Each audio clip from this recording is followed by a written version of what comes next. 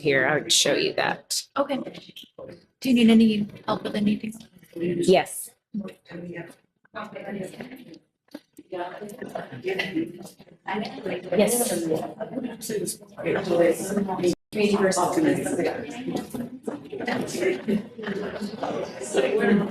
Oh, yeah, you're fine, you're fine. I'm not going to listen. Okay. It's gone? Okay, cool. That's it. I just wanted to make sure it's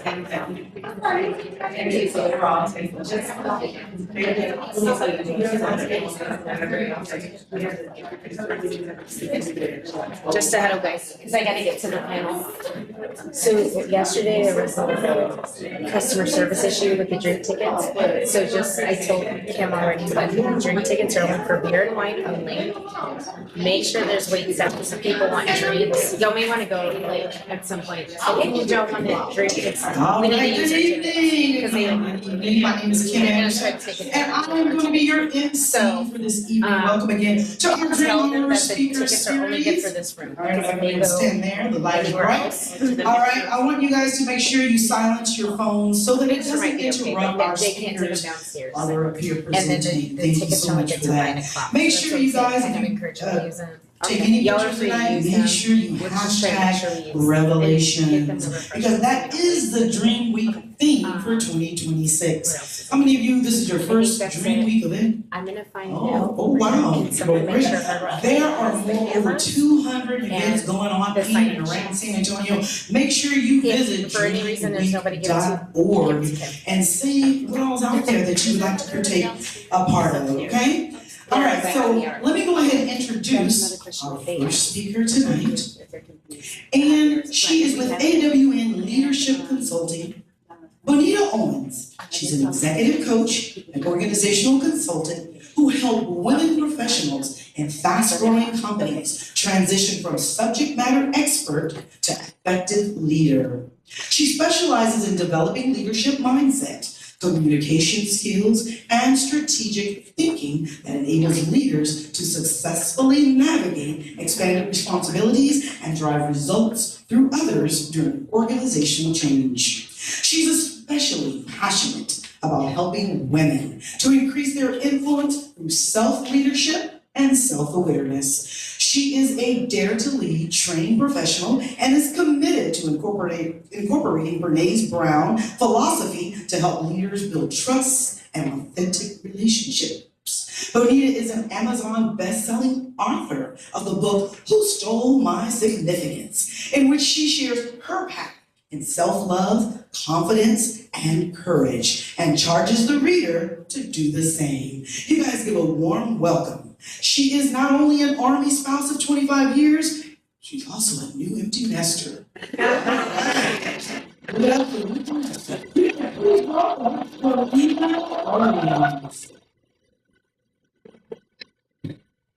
Thank you so much. Good evening, everyone. Okay, I'm setting my timer because I can talk, so I don't want to go over my 20 minutes. As a person who has invested a lot of time in personal growth and development, I've gotten a lot of revelations. And that's what I'm going to talk to you about today, is the things that have been, this is the theme, right, of Dream Week, Revelations. And I'm going to talk to you about some revelations that I've gotten through my journey of growth and personal development. My hope is that you'll take something away for yourself and maybe even for somebody else. So maybe you know all this, but maybe you're going to meet somebody this week that you can encourage with something that you take away from today. So a little bit about me, other than what she told you. I was born in Cleveland, Ohio, raised in Nashville, Tennessee. My family is from Nashville. And family has always been very important to me. I remember growing up around my grandmother and aunts and uncles and having a lot of influences This is my grandmother in the middle and my father to the left of her, and those are my aunts and uncles. And I spent a lot of time with them. And you might have the same experience. And what I learned is that in our culture, African American culture, family and the elders and what we've been taught and getting wisdom from others is held very importantly, in high esteem. And that there's things in our culture that we're brought up in. But I'm talking from my perspective, that many things are passed down that we learn. And I learned that there were things that I just kind of took for granted and took in and never really questioned. And we have some of us, we have a common experience. So I'm gonna do a little experiment here to see, to prove my point when it comes to culture. So you go in a store and your mother says,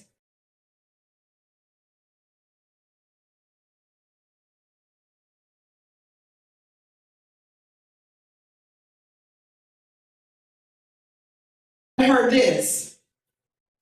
Stop crying or I'm gonna give you something to cry about. Okay, yes, we've all dealt with the trauma. All dealt with the trauma. Yeah. So some of the things, we all have this common. We have this common. And what I have learned is some of the things, well, all of the things made us who we are today. And some of the things are no longer relevant. And so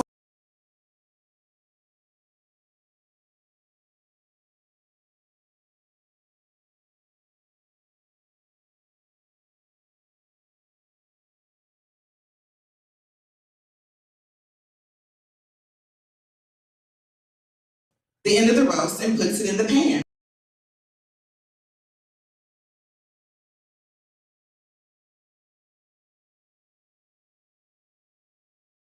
My mom always did it.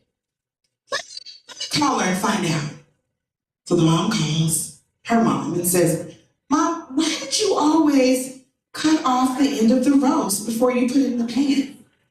And the mom says, well, I really don't know. My mom always did it. Let me call her and find out. So she calls her mom and says, Mom, why did you always cut off the end of the roast before you put it in the pan? And the mom says, because my pan was too small. And so now, what I've learned is a lot of us are still cutting off the roast at the end before we put it in the pan, but we have bigger pans. And so this is some rules, some things that we've learned, that I've learned, that I want to share with you. My first revelation was actually came through a client. And this client came to me. She was very successful, nurse practitioner, but she was exhausted. She was burned out. She was unsatisfied in her marriage, with her friends, with her family, and she felt like she was always giving, and never getting anything in return. And so as I was listening to her, I said, you know, and this is one of my sayings, maybe it's time that you start to put yourself first. That triggered her, and that might trigger you. The fact of us putting ourselves first. You know what that means. That doesn't even feel comfortable to me. And as we went along and kept talking, I realized why. It was because of her grandmother. Her grandmother, she attributes to her success. Her grandmother is the one who gave her the money that she grandmother is the one who gave her last so that she can be successful. And it wasn't just for her, it was for the whole family. Her grandmother gave and made sure everyone was taken care of. But the other thing that I learned is that the day after her grandmother died, she was scheduled to take another family member to a job interview. And I learned that what she died from, in essence, was self-neglect. Was a disease that was preventable, or at least her health, her taking care of her health, would possibly have given her more life. So in that moment, I realized how so many of us, we have matriarchs in our family that we look up to. And we think that we need to duplicate some of their choices because we honor them. And this is what I told her. I said, I get this. I get where you're coming from. But you can honor your grandmother and not make all of the choices that she made. And so in that moment, I realized how many of us look up to other women. Think about it. There's a woman that's a pillar in the community, that's strong at her funeral, or maybe she's getting an award. We say, oh, she gave of herself so selflessly. She just gave and she never made time for herself. And we made that a badge of honor. And so I want to discuss with you about how to make some new rules and yet honor lessons that have been passed down to us. So in that, the rule is give sacrificially. Give till you can't give no more.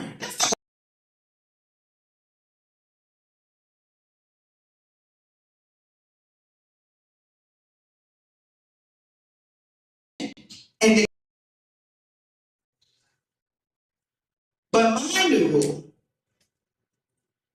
is taking care of me through self-care and compassion is how I show up and give the best of me and not the fumes. Some of us give and we are not pleasant to be around. I know I'm not the only one. And so I've learned I'm doing myself and others a favor when I take care of me. Second thing, I remember growing up and there was a family friend, I'm gonna call him Elroy. That might have been his real name, I don't even remember. But he would come in bigger than life. Or he'd want to hug. He'd want to hug me. And I would try to avoid him. Not because he was strange, but because he gave me a bear hug and put this wet kiss on my cheek. I didn't like that. But I remember resisting. And adults telling me, look, hug him, boy. He's your uncle. He just loves you. Now, Elroy never did anything inappropriate to me. But I learned in that moment that my voice, what I want, doesn't really matter. That my job is to do things to make other people happy. And so the rule is obey your elders. Make others comfortable, even if it costs you something. A trigger alert, it did cost me something. Because I was violated by a family member. Because I didn't know that I could say no. And so the wisdom in this is kindness and respect, yes. But my new rule is one, my body is mine. but I can be kind and have boundaries. And I can be kind, but I don't have to be nice. There's a difference. Nice is I'm saying what you want to hear to make you comfortable so that you won't be upset with me. Kind is about me respecting myself, to be honest and true to who I am, and talking to you with respect as well. Clear is kind. That's what I always put one in whenever I talk. Clear is kind. And so some of us are still trying to be nice because we don't want to upset other people, because we want to do things to make other people happy. You may want to adopt a new rule if that's you. And lastly, anybody remember being at the child table when you were in for Thanksgiving, Christmas, right?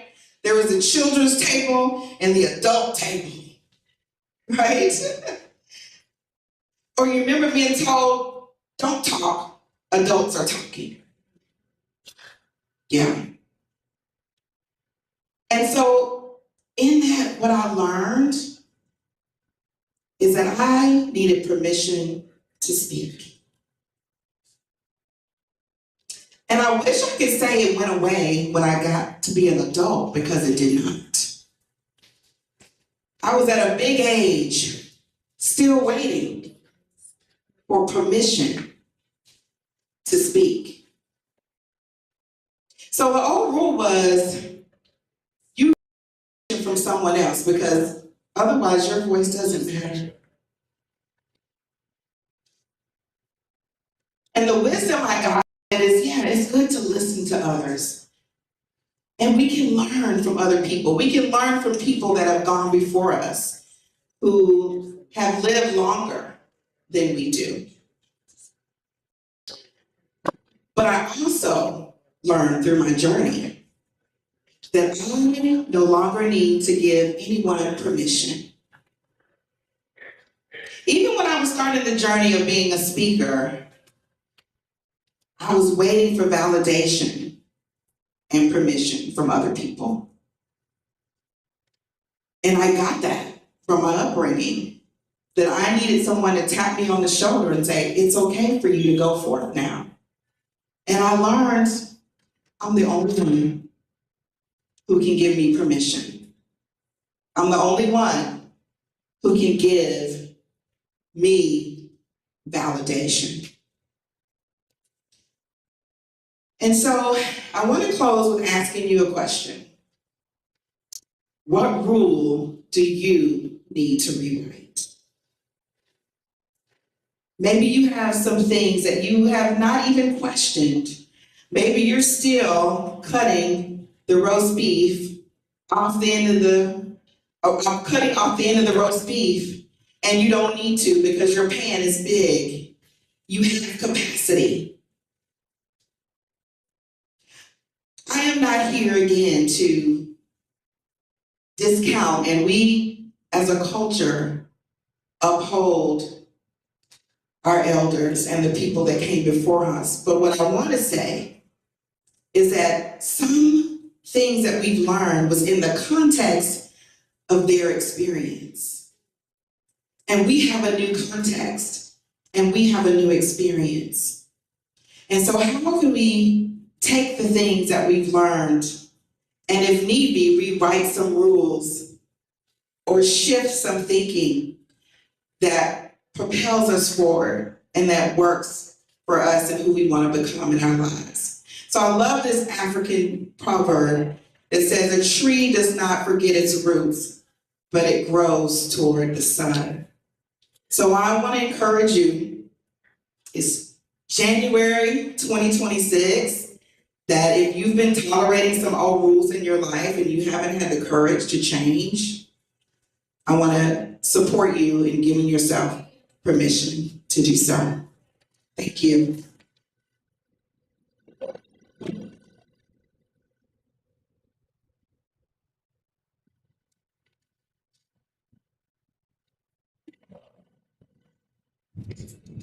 Questions? Anybody have any questions? I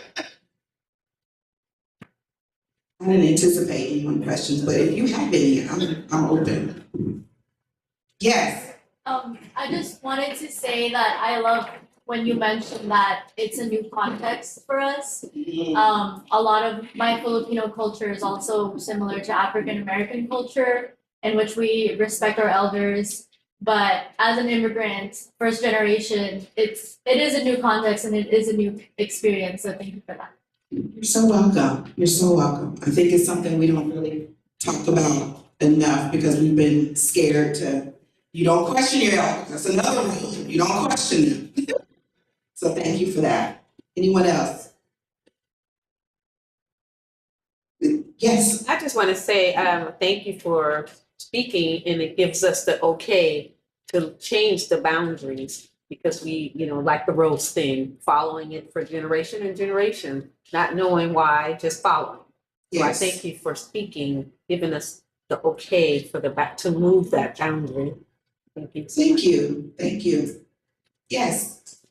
Also, I thank you, and what you said reminds me of how we are both raising our daughters. Mhm.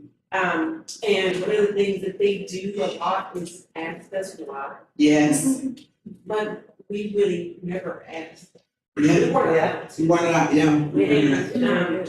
And, generation, our mom will say, I don't know why y'all, she doesn't agree. Yes. But it isn't a rule. Is the new rule. And what do? We condition our kids not to ask questions and not to question authority. And I taught my kids, you don't blindly obey adults. If they're asking you to do something that you know is not right, you decline. And if you happen to make a mistake, I got your back. We'll talk through it. But we have put our children in danger by conditioning them. And they didn't know. For them, it was about survival, not talking back. For our ancestors, they could get killed for talking back. Yeah. And so that was passed down. But now we're putting our kids in danger on the other side by not asking questions and not empowering them to ask questions. So yeah, thanks for bringing that up. You talked about that it's okay to say no, right? What switched in your brain, in your mind, to say like, you know what, it's okay to say no? Like, what made that change? Like, what clicked for you to say no? So again, it was investing in personal development. And I'm not even saying that like lightly, because I've always been a person to read a thing, watch a thing, and so that's just who I am. But I will say, because I learned when that client I really did learn from that client about behavior patterns and about how it's important that we say no and learn boundaries, because that otherwise it leads to burnout, right? And I was that person that was almost burned out because I was saying yes to everything and everybody. And so what I realized is that it's important to be able to, one, when I started investing in me in terms of taking time out for me, investing in self-care. And what I mean by self-care, a whole thing about that, but it's just resting. It's just meditating. It's just breathing. It's just not filling up your calendar from sun up to sundown. That's what self-care is for me. And saying no is part of that. It's creating those boundaries. And the other thing in that is when we're talking about, passing things down, what I usually tell, especially when I'm in a room full of women, is that we are that example, right? And so again, as I was saying, a lot of us do it because we saw women in our lives who were strong and did everything, and we think we need to emulate that because we look up to them. And the other thing what I realize is that in order to stop that pattern, I have to be that example I have a daughter, so I have to be that example for her. And so she knows what self-care looks like, but she knows what boundaries look like, but she knows that, no, I'm not gonna try to do everything. And I wish I could say that I'm perfect in it. I'm not. It's a journey for sure. Yes. Thank you for your question. Please, follow me. This QR code is my LinkedIn, so please follow me on LinkedIn. Thank you so much. There's another warm welcome. So we're gonna take a couple minutes so our next speaker can set up his presentation, and we have Owl Cleanup here. If she wants to go ahead and come over, Kim, for the cleanup. So while we're waiting for that, for the next speaker to set up, yeah, be careful, you cut yourself. I just want to reintroduce myself. I'm Kim Anderson, and I'm I'm not a native San Antonio. My dad was military, and he retired here in 85, but we moved here in 82, but I'm a native Texan. I am an educator, so the information that Bonita just shared was so impactful to me, because I tell my students, it's okay to use your voice, and I want them to use your voice. I don't like walking into a silent classroom, because I want them to be able to speak and share, because I was sharing with them today as we lead up to Martin Luther King's holiday. I was sharing with him. He was a young man when he saw that something wasn't right, and he spoke up. You know, going through segregation and all of that, and the kids were very taken aback. A lot of them, believe are shocked that that is a real history, that really existed. There was a time when we couldn't all be in the same room together, right? And so sharing that with them today and having them ask questions and use their voice was very impactful. So I'm so glad that kind of like was confirmation to me to keep pouring into them and letting them know they can use their voice. All right, while we're waiting, let's go ahead and make sure you guys visit dreamweek.org. Our events run all the way to January 31st, and I hope you guys get a chance to go to the march on Monday. We have the largest march in the nation. I also want to take a moment to say, we want to say thank you to our generous sponsor for tonight's speaker series, which is Community First Health Plans. They are our generous sponsor for our speaker series. Also, a couple of events that are coming up. The Dream Ball, which was formerly known as the Mayor's Ball, is on January 30th. And then our awards luncheon is going to be this Friday on the 16th. Don't forget #Revelations. Amen. Ready? All right. All right, I'd like to take a moment to introduce our next speaker this evening. Brian started as an executive director with Down Syndrome Association of South Texas. He started in February of 2020. After 15 years of experience working with individuals challenged with intellectual and developmental disabilities and their families in the San Antonio area. Brian has worked with local direct service providers and the Alamo Local Authority, also known as AACOG. He served as the Regional Director of Service Coordination for Hill Country MHDD Center in Kerrville. And he was the Associate Director of Adult Day Services and Child Care Services at the Arc of San Antonio. Brian is a strong advocate for inclusion and acceptance, especially for those with Down syndrome and other disabilities in our schools and in our communities. He believes that when you judge someone based on a diagnosis, you will then miss out on their abilities, their joy, and their love. Brian has a love for sharks, all things Star Wars, and the Texas Longhorns, as well as the Dallas Cowboys. Yeah. And of course, he loves a good cold Dr. Pepper.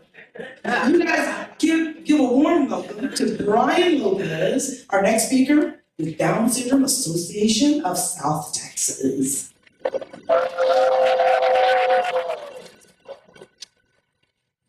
Thank you. Happy to be here. Thank you to everybody. And I'm gonna do the same thing. I'm gonna set my timer because I will keep talking and talking.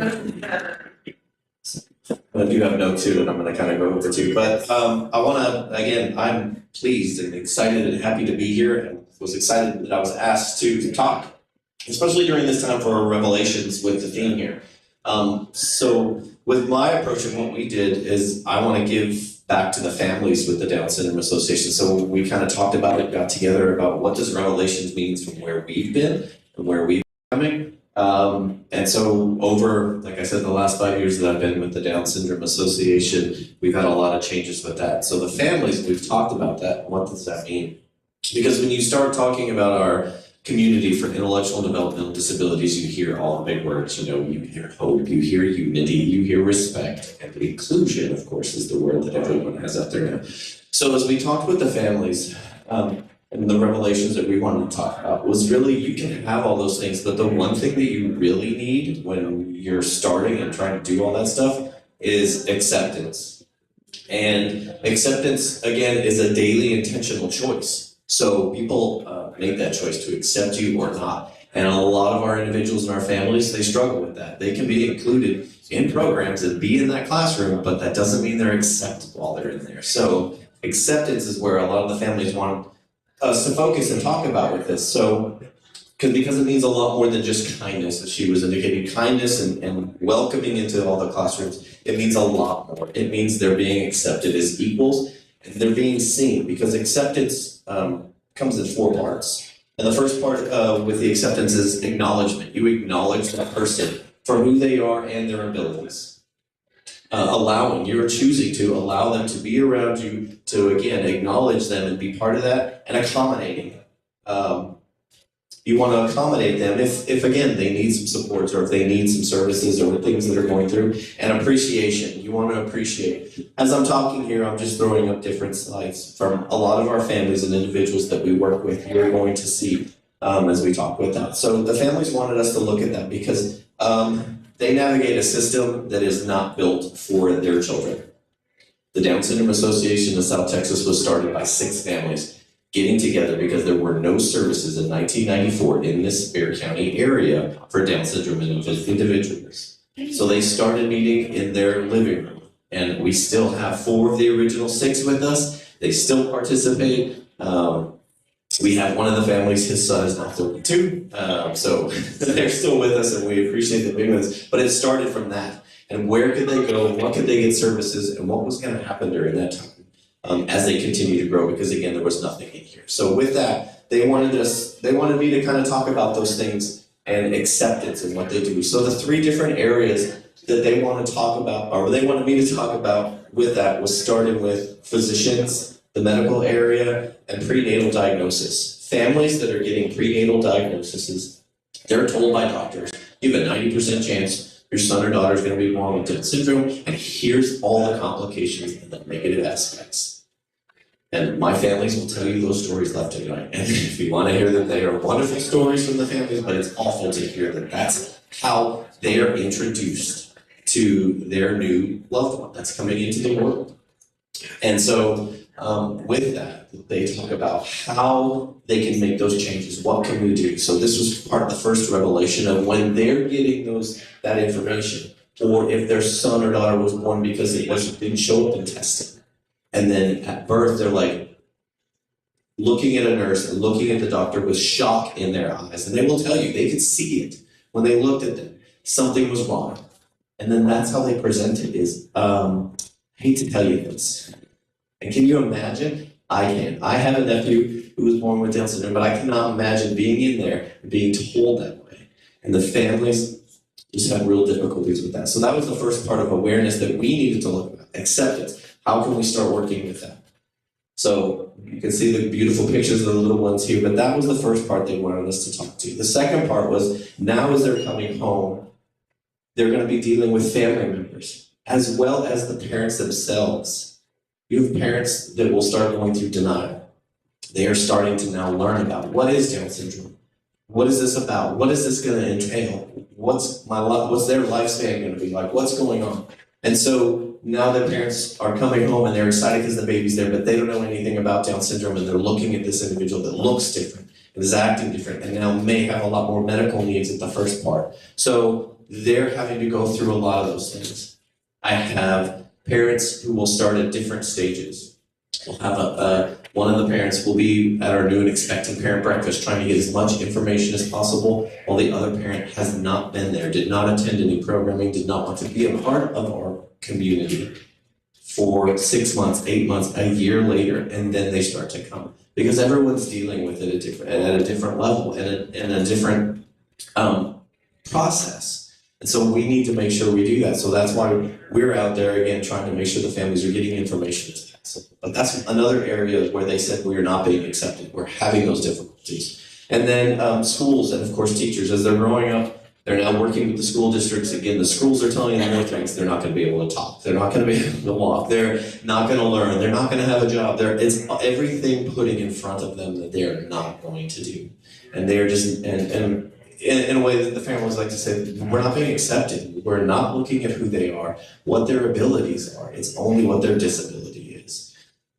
And so as we were talking with them, it's like, what are we going to do about this? How are we going to change, especially these areas? How can we make these areas for acceptance? And again, it's making those people make that change. They have to choose to do that. So our first part, as I look back at the medical, what we did was for the last 3 years, we partnered with UT Health. We got with them on their teaching program. The new doctors that are learning and going through residency and doing everything, we got with them and we're now a part of it. We have our parents go into this huge lecture hall and they now get to present how they were told that their son or daughter was going to be born with Down syndrome. And we give them the good stories because I've got professionals out there that are great with it. And they'll tell you, families love to tell you those stories. And then we've got the awful ones. So if you can imagine some doctor coming in and saying, yeah, your son or daughter is going to be born with Down syndrome, and I can make you an appointment to take care of this. And I had a mom tell me that.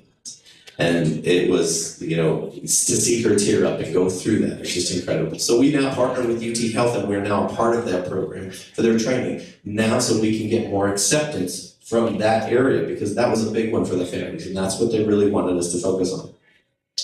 The second one we talked about was family members. What's going on with the families and the parents? How do they deal with that? So, of course, we have our new parent expecting breakfast. We have a mentor program. We have our families that work together.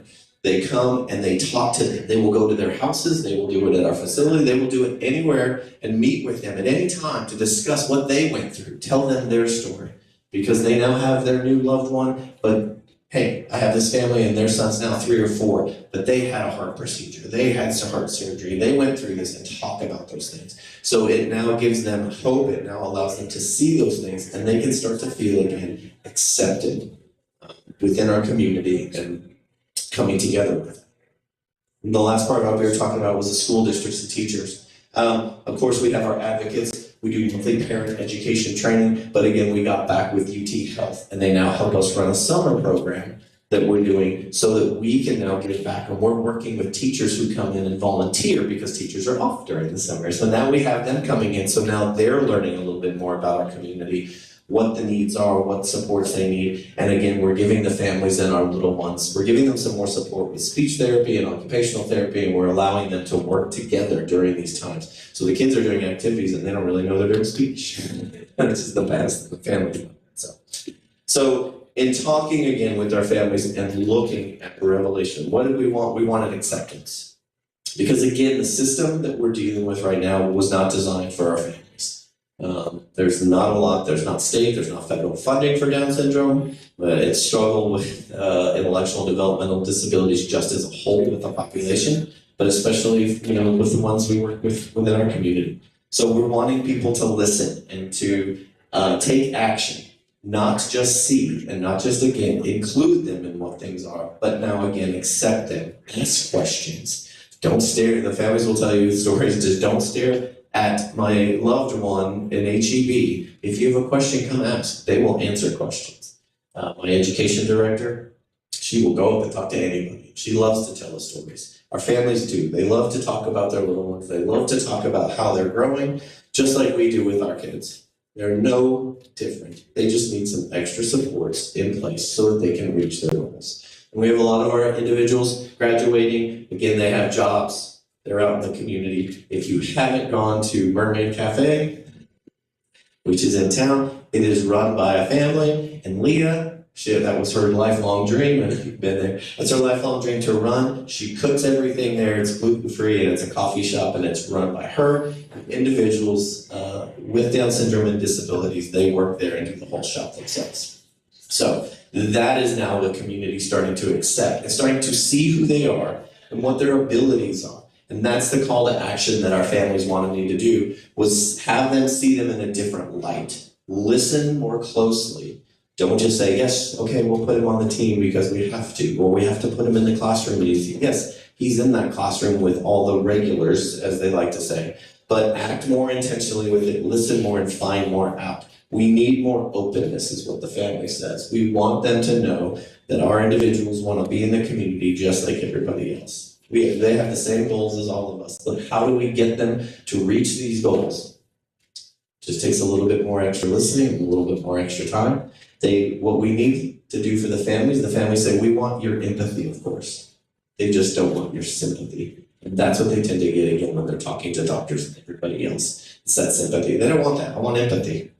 So it's a lot.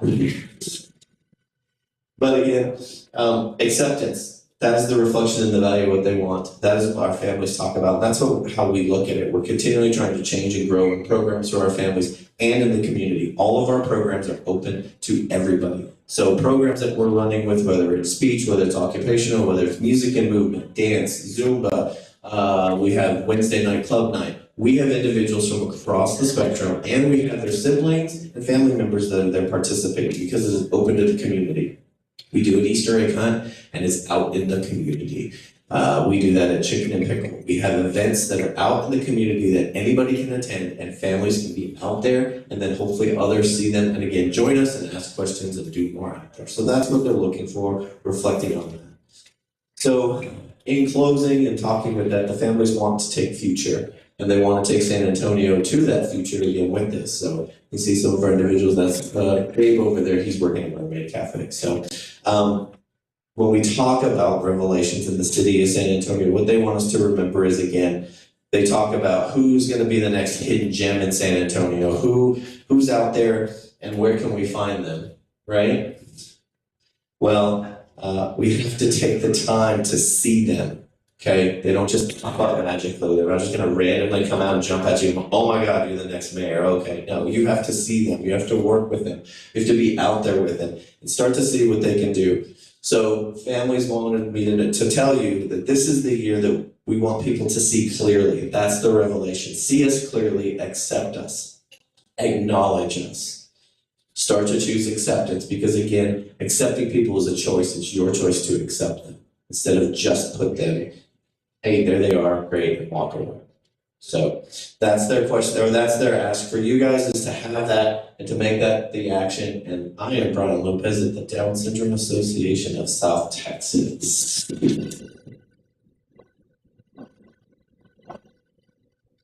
Questions? Earlier, I have a sister, especially, and as they age, like she's in her 60s, and she still wants to be like out and active. What are the, services for like the more elder people? That's a great question. It really is, because we just, yeah. You'll get to hear the next one. But we actually just started that because as again, we were looking at all of our programming as I came in. We do a lot for the littles, we do a lot for the teens, and then we have our kind of 18 and up group. But our 35 and up plus, we just started a new group because they don't necessarily want to be around all the singing and the dancing all the time. So they now go out to the community, and they're sitting at coffee shops and they're doing things, or they're going to places out with their group. So yeah, so we've got our 35 and up group. So it's challenging nonprofits to do those things. And I'll let you know, as Donna from another one's gonna come talk about, it's funding too, because I have funding sources that love to fund my little kids and love to fund the 13 to 18-year-olds. But once they hit 18, grants and funders, they're just like, really, you need money for that? And we're like, yes. Because again, they grow up, what are they gonna do? They're not gonna sit at home with their parents. That's what everyone thinks. And our funders think that too. But yeah, that's a great question. It's again challenging us as nonprofits because we didn't have one. And that's something that, again, as we talked with our families, that was something that was needed, and we just started it last year. So yeah.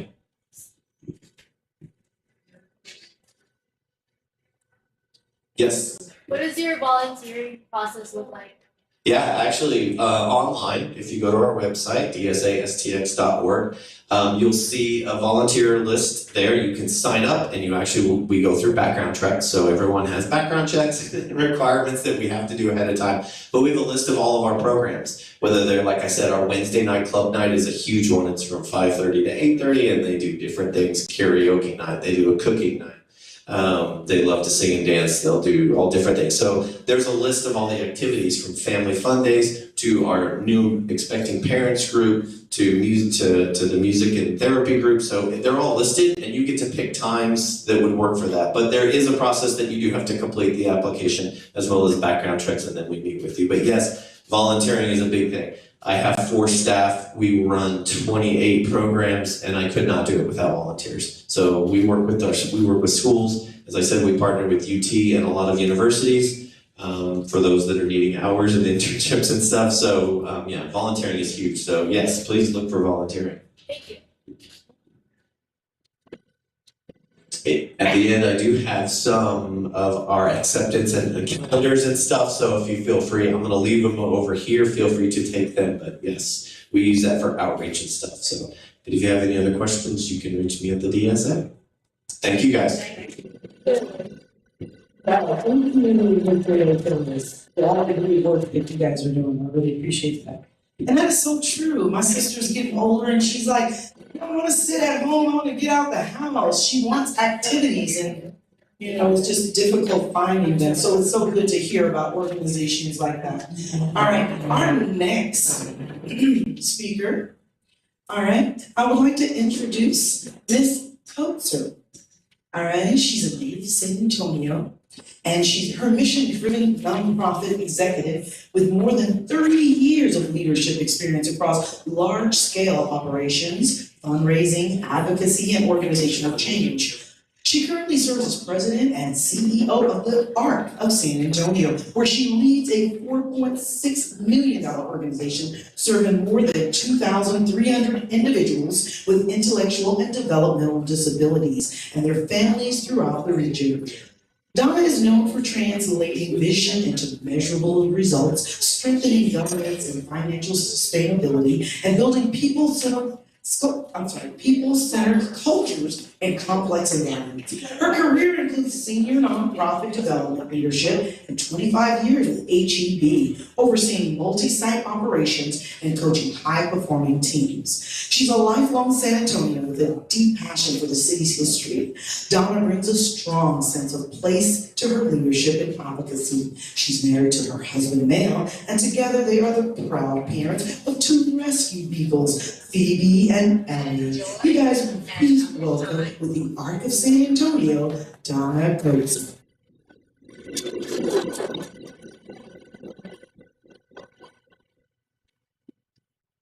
I don't know if I need this. I hope y'all can hear me. I'm used to being at church, so I'm gonna stand behind here if that's okay. I'm gonna talk about this from a little different perspective.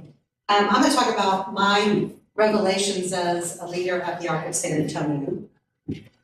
So on my first day at the ARC of San Antonio, I wasn't thinking about policy, I wasn't thinking about fundraising, I wasn't thinking about leadership, and I certainly had no idea that my understanding of community and my place in it would be completely changed forever. I should probably let you know now that I did not grow up with anyone with a disability. So this was my first experience with disability at scale. Yes, we had people with intellectual and developmental disabilities at church, and we were friendly and we said hello, but I never had been in a building with 100 people with IDP at one time. So that morning as I walked in, I noticed a man about the same age as my mom walking his daughter into the ARC of San Antonio. He wasn't walking her to school. He wasn't walking her to college, he wasn't even walking her into a job, he was walking into an adult daycare program for adults with disabilities. Later that morning, I met another man, about the same age as my brother. He was in his early 30s, but he had the capacity of a 13-year-old. And he was being cared for by a 78-year-old mother. That was my first revelation. Disability doesn't follow the timeline we expect. Parents don't stop being caregivers for their children at age when they turn 18, and adulthood doesn't come always with independence. This was my first glimpse into a system, as Brian talked about, that was never built to support people for a lifetime. Before I go any further, I want to pause because many people don't understand what IDD or intellectual and developmental disabilities are. So it's something that is referred to that usually is present from birth or at an early age, early childhood, and they affect how a person listens, learns, communicates, experiences the world, and lives independently. IDD includes things like Down syndrome, autism, cerebral palsy, and many other developmental disabilities. People with IDD are children, but those children become teenagers, and those teenagers become adults, and they age, and they're living longer than they ever have in this time, just like all of us. But that doesn't change their right to dignity, opportunity, and belonging. And here's a revelation that changed how I see my role and the role of this city, is disability isn't rare. What's rare is a system that shows up for life. In Texas, more than 175,000 people with IDD are waiting for supports and services right now. They wait up to 15 to 20 years for supports and services that they desperately need. Families are told to get their children on the wait list as soon as possible. Not because the services are available, but because the line is that long. And for many families, the most dramatic cutoff comes at age 22, where public school ends and the supports and services that they've had for that lifetime stop. They end. And what comes next is not a plan, it's a gap. And families fill the gap. Learning this did not push me away from the work. It actually pulled me deeper into it. Alongside families who had been caregiving for a really long time before I arrived. The mission of the ARC is to improve the life of people with intellectual and developmental disabilities and those who care for them. Across every age of life, throughout all stages of life, and for individuals with all levels of need. At the ARC of San Antonio, 72% of the people we serve in our day hab program, and Mary's here, she's the director, actually require hand-over-hand care of some sort. And so it's easy to spot those that are higher functioning and have a lot of capability. We tend to turn our way from those who require a higher level of need, have higher care. So that means we don't just show up at one moment. Families come to us when their child is young and they don't know where to turn. They come back when school ends and the safety net disappears. They come back when adulthood looks like nothing they were promised.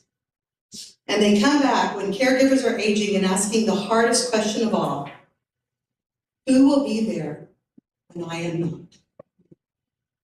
Today, the ARC of San Antonio serves more than 2,300 individuals with IDD every year, not all in the same way, not all with the same level of support, but with the same level of respect, dignity, and make sure they're included in our community. Families don't need a single service, they need a partner for the journey, and we're their partner. We often describe families, I think Benita did a great job, we often describe the families that we serve as resilient. And they are. Parents who navigate systems that were never designed for them to navigate. Caregivers who adapt again and again, Not only as their child ages, but as the system shifts and changes right underneath their very feet. Individuals who show up every day to live full lives in a world that was not built for them and frequently underestimates them. Here's the part we don't name often enough. For people with IDD, families are the system of care. They are. And the gaps they fill, they don't fill it temporarily, they fill it for decades. And some of them, quite frankly, probably didn't sign up for that when they found out they were expecting. But here's a revelation I've had through the work we do. Resilience is often just survival with better branding and marketing. Families shouldn't have to be resilient to access the services they need. People with disabilities shouldn't have to be resilient to belong. And staff and organizations like the Arc of San Antonio and Down syndrome shouldn't have to be resilient just to hold fragile systems together with little to no funding. Resilience is real, it's powerful, and it's not enough on its own. Resilience without support isn't strength, it's endurance. And endurance comes with a cost. That cost is real. In a recent study conducted here in San Antonio, 1/3 of families with individuals with IDD have no respite, no care, no one to assist them. That's 33% of the families we serve. 32% of the caregivers reported having to quit their job, literally, to stay home and take care of their loved one with IDD, with 23% reporting they've had to reduce their hours to do the same. And we wonder why we continue to live in a very poor city. The honest answer is, people ask me sometimes, how is this work sustained? How is it done? How does an organization show up for families across an entire life at every stage? I'm here to tell you, the honest answer is not through a single program, not through a single organization, not through a single through even Brian, not through all of our board members. We always talk about that. We have a lot of overlapping families. But it really is, what really makes a difference, it's through a community who stands up and says, this matters. Even when it's not easy and not visible. Sustainability doesn't come from doing more with less forever. It comes from deciding together that people with IDD and those who care for them belong. And then we build a system that helps those families belong. I didn't step into this role with all the answers. I still don't have them. What shaped me most as a leader wasn't strategy, and it wasn't my title. It was listening.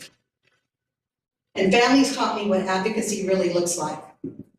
Staff taught me that what commitment and hard work is when no one is watching. And individuals with IDD taught me what dignity requires of all of us. Here's another revelation. Leadership isn't about being the loudest in the room. It's about being willing to hear the truths that challenge the status quo. Leadership is choosing people even when systems make that extremely difficult. Leadership, I've learned, doesn't just change systems, it changes you. So when you listen long enough, when you stay long enough, when you stop leading at people and start leading with them, your definitions shift. So what you thought was service becomes relationships. What you thought was responsibility becomes a shared life. And what you thought was their world, quietly, very quietly, becomes part of yours. That's when the final revelation begins.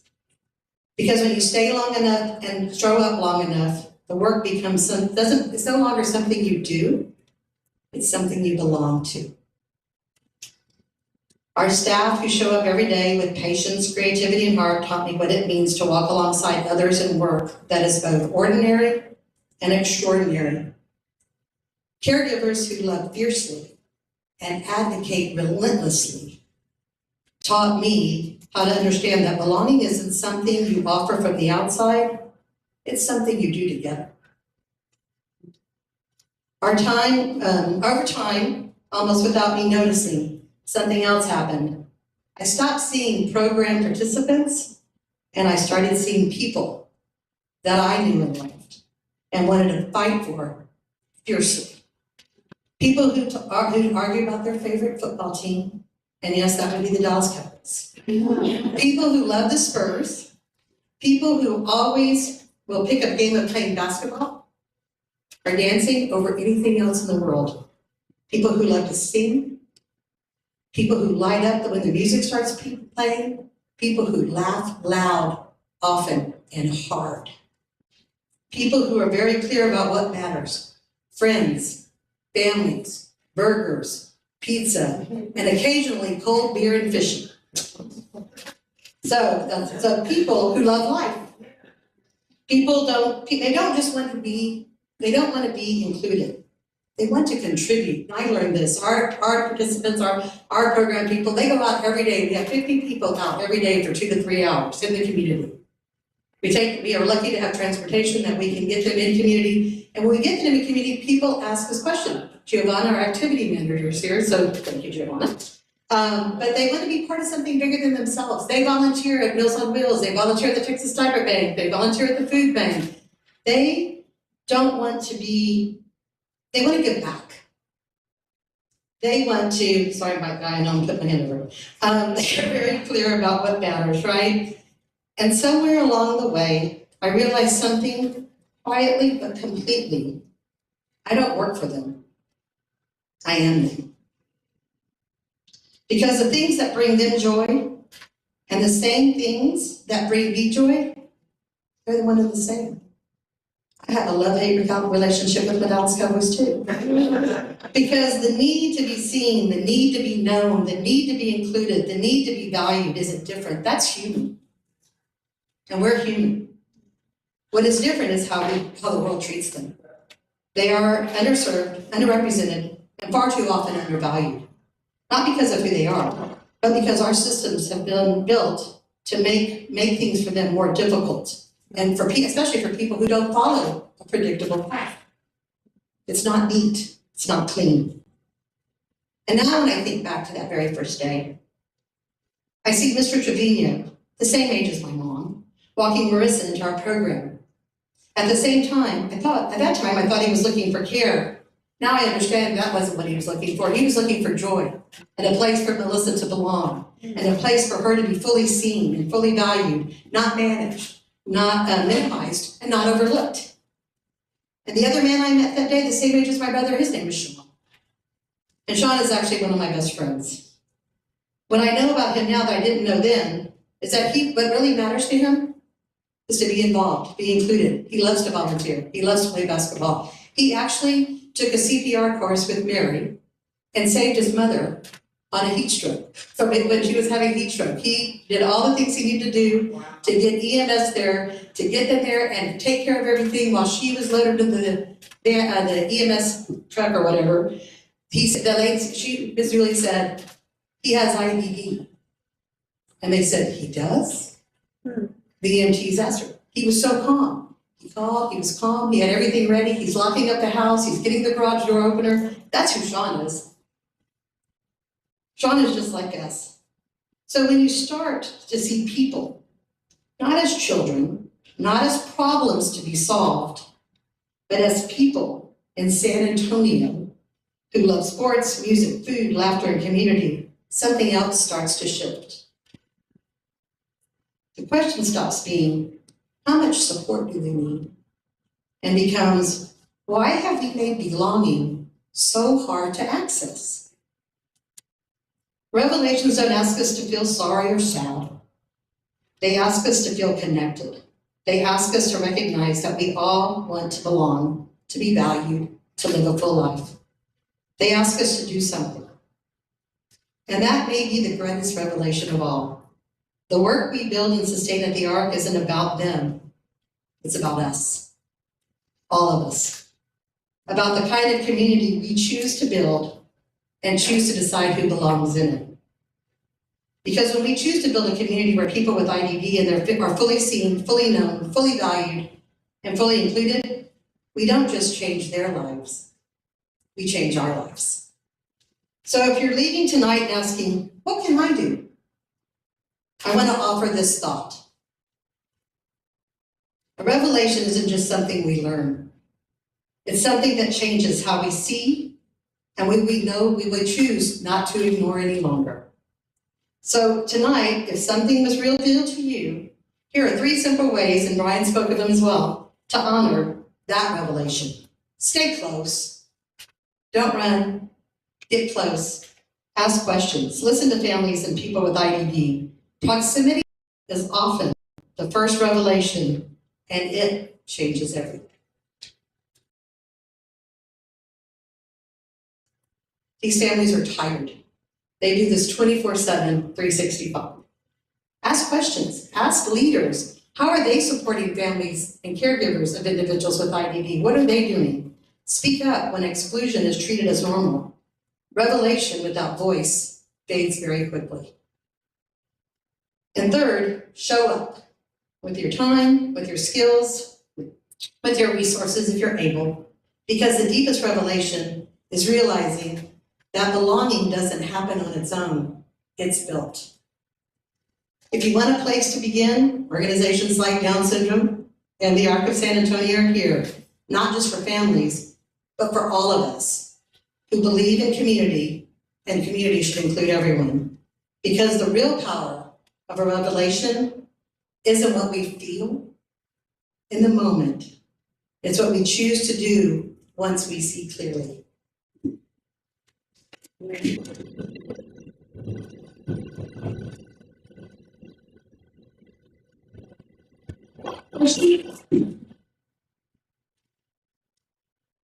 What? Yes, ma'am. What's some of the programming you do, like, for participants? So we have 2 case management programs that actually work with individuals through all ages and stages of life, connecting them to supports and services and resources they need. And the adult day have program, which is called Adult Life Enrichment. I was about to say ALE. See, we talk in acronyms, so it's like, wait. So Adult Life Enrichment. The day is a typical life. We are open from 7 to 4, so our families can hold jobs, 7 to 4:30. Many day have programs open at 9 and close at 3. So it makes it hard for families to work. So we open at 7 and close at 4:30. We start off with some health and wellness activities and getting people moving around. We head out to the community after snack time. And the first thing I learned at the Arc of San Antonio, you don't mess with snack time, you don't mess with lunch.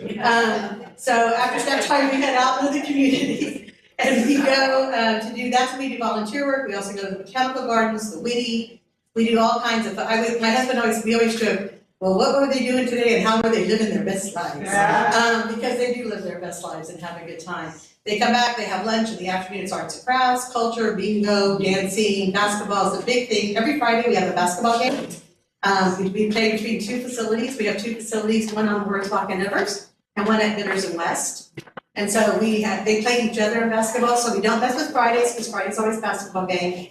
We go out to lunch, they do a lot of out to eat. And our community's been very welcoming. I really have to say, the work that Giovanna has done about relationships and partnerships and work done before us, before all of us got there, has been very strong. We now have business cards for them. So when they go out in the community, they can hand their business card out and tell people where they're from. And so that gives them kind of, some of our participants say, I'm going to work, because that's what their families tell them. We do a lot of stuff, and it's a lot of fun. This is a big time of year we laugh, because starting in October, we do a Harvest Fest, and then we have Halloween, and then it's Thanksgiving, and then it's Christmas, and now it's Martin Luther King Day. We do a walk at the Arc. We do a walk at the Arc, and so they have a banner. We do a walk, and we make it short, because many of them can't go long. Many of them are in wheelchairs. We serve about 50 individuals in wheelchairs between the 2 facilities. And so we do a walk, and then we go into Valentine's Day and Mardi Gras, and they love this time of year. We're living large and partying hard. And we all dress up at the holidays, so we all participate.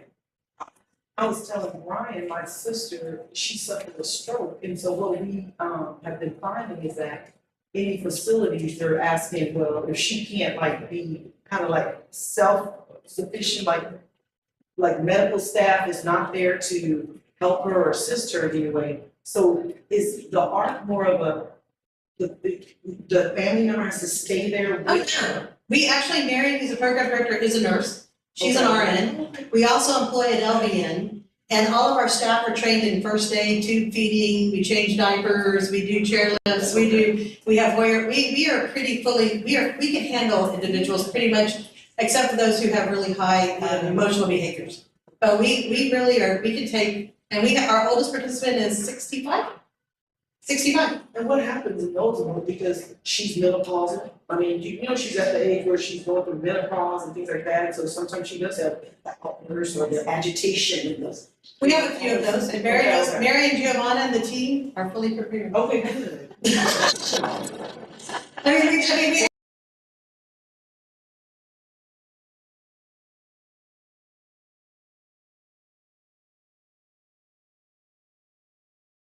Right. all the time, we can't. And as Brian said, he alluded to, it's because of the state funding. I mean, I'm pretty proud of this at the Arc of San Antonio. The state reimburses the Arc at $11.25 for our direct support staff who care for the adults with IDD. We fundraise to pay them on average of $17 an hour, and that's about $1 million funding gap.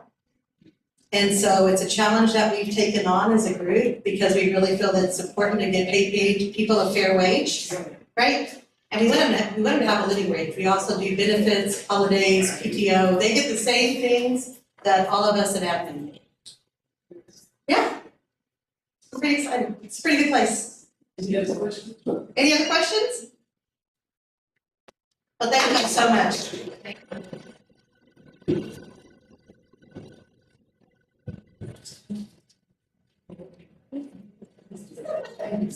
My colleague in my heart.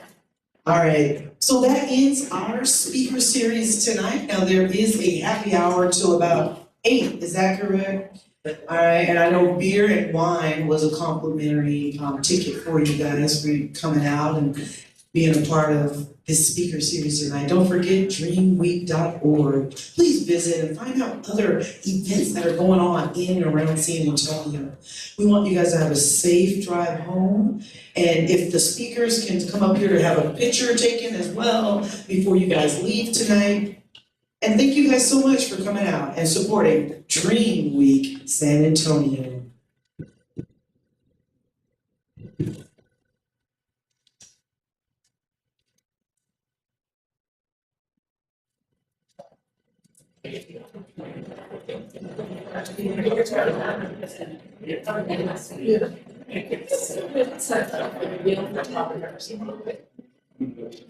You want us all put together or you want to split? How do you want to?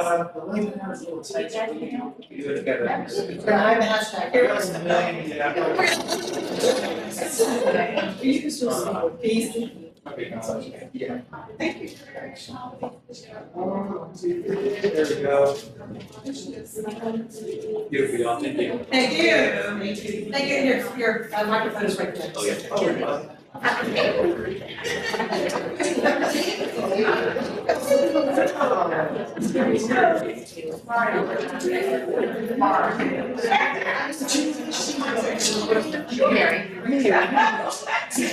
I'm determined not to vote for your vote today. Oh, it's right there.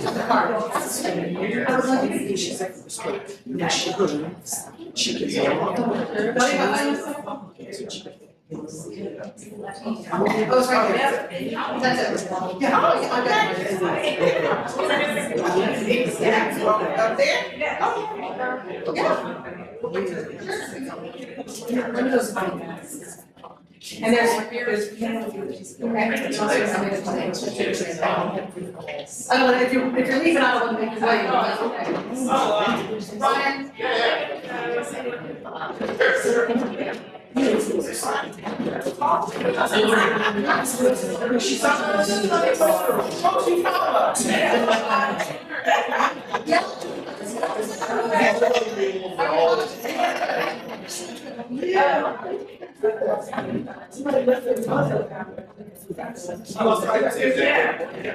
That's my help.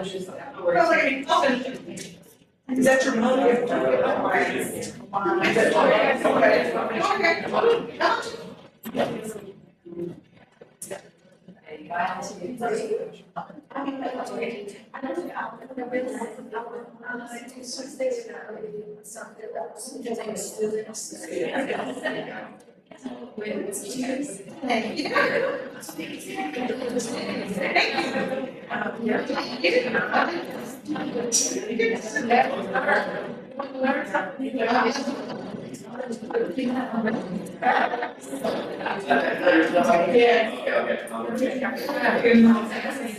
Lovely job. Everybody did a good job.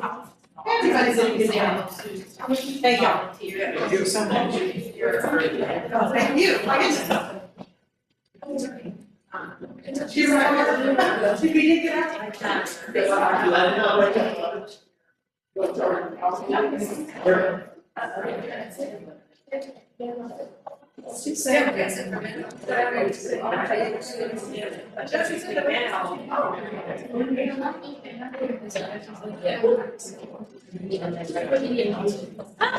Yes, I'm all right. I just want to make sure I'm doing right.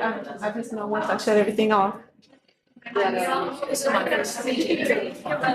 This is my first one in 2 years. I disappeared last year and the year before, yeah.